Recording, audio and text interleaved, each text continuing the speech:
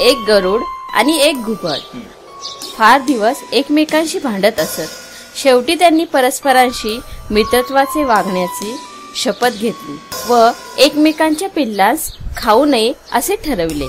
घुबड गरुडास म्हणाले, गड्या, पण माझी पिल्ले कशी असतात हे तुला ठाऊक आहे ना?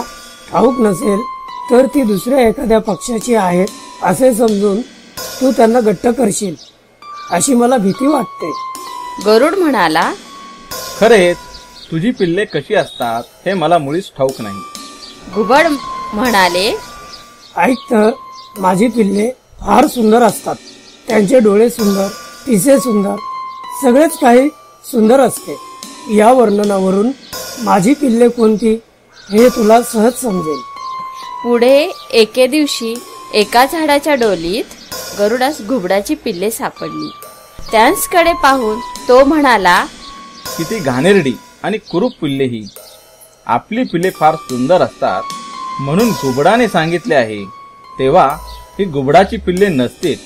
यास मारून खाण्यास काही हरकत नाही. असे म्हणून त्याने त्या पिल्लांचा फडशाच उडवला.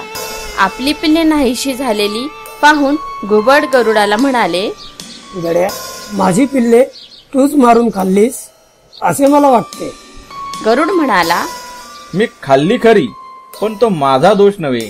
तू आपल्या पिल्लाचे जे खोटेच वर्णन केलेस त्यामुळे ती मला ओळखता आली नाही. इतकी कुरूप पिल्ले घुबडाची नसतील, दुसऱ्या एखाद्या पक्षाची असतील असे समजून मी ती मारून खाल्ली.